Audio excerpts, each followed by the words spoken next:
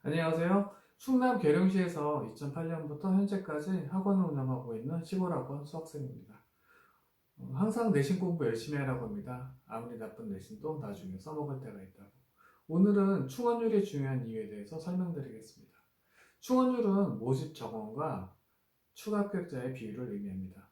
예를 들어 충원율이 30%라면 10명 모집에 30명이 추가 합격한 경우입니다. 충원율이 50%인 경우는 10명 모집에 5명이 추가 합격한 경우입니다. 충원율은 수시 전형별, 대학 선호도, 그리고 수능 최저 여부, 경쟁률에 따라서 결정됩니다. 수시 전형 중에선 논술 적성고사의 경우 충원율이 제일 낮습니다. 일반적으로 희망대학에 비해 내신 성적이 부족한 친구들이 논술 적성 전형을 선택하며 경쟁률이 보통 20대 1에서 100대 1 정도로 높아서 여러 대학에 붙는 경우가 적습니다. 반면에 내신 성적이 우수한 학생들이 지원하는 교과 전형의 경우는 충원율이 상당히 높습니다. 충원율이 상당히 높은 대학 중에 대표적인 한양대 교과 전형은 수능 최저 없이 뇌신 등급만 고려하며 충원율이 기본적으로 100%에서 500% 정도까지 나옵니다. 일반적으로 지원자의 내신 성적이 높을수록 다른 대학에 붙을 확률이 높아서 충원율도 높아지는 경향이 있습니다. 경쟁률이 높은 경우도 충원율이 높아집니다. 경쟁률이 높으면 지원자 중에서 내신 성적 높은 친구들의 비율이 많고 여러 대학에 붙는 경우도 많아서 충원율이 높아집니다. 2020학년도부터 수시 전형에 연세대가 최저 기준을 없앴습니다. 그래서 서울 주요 대학 중에서는 고려대, 중앙대, 홍익대 등 몇몇 학교와 지방 국립대 교과 전형에만 수능 최저 등급이 적용됩니다. 수능 기준이 비슷한 대학을 지원할 때 여러 학교를 같이 지원하며 이 경우도 내신 성적이 높은 친구들이랑 여러 대학에 같이 붙는 경우가 많습니다. 그래서 일반적으로 지방 학교에 있는 수능 교과 전형, 국립대 같은 경우에도 충원율이 높은 편입니다. 비인기 대학, 비인기 학과일수록 충원율이 높아집니다. 수시에서 많은 친구들이 예비번호를 받습니다.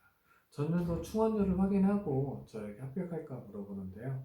그 대학의 몇 년치 자료 중에서 이번 연도와 비슷한 경쟁률 자료를 확인하라고 합니다. 그 당시 충원율이 100%라면 10명 모집에 3번에서 5번 정도 예비번호를 받았다면 합격할 확률이 높아집니다. 하지만 한 예비번호 15번 정도 받았다고 하면 합격 확률이 좀 낮은 건 사실입니다. 수시에서 좋은 대학에 추가 합격하는 경우, 그러니까 막차 타고 간다고 하죠. 그리고 수시 대박이라고 하는데요. 원서 쓸 때 충원율도 고려해야 되는 중요 요소 중에 하나입니다. 동국대 교과 전형에 A군은 마지막 한 장을 원서 마감 전에 지원했습니다. 내신 5점대 친구면 상향으로 하나 쓰고 싶어 했습니다. 종합전형 경쟁률보다 교과 전형이 훨씬 낮은 상태에서 동국대 모 학과를 지원했고 경쟁률이 4대 1이 나왔습니다.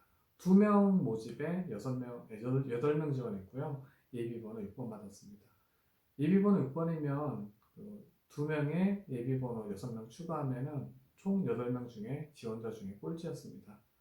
네, 크리스마스 이브날 최종 합격 발표를 받았고요. 다음 해부터 동국대 같은 경우는 교과 전형이 사라지고 공교롭게도 학교장 추천 전형으로 바뀌게 되었습니다.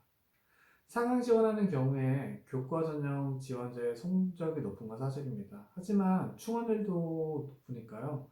만약에 경쟁률 보고 지원한다고 하면 교과 전형으로 지원하는 경우도 상황에 따라서는 괜찮은 선택일 수 있습니다.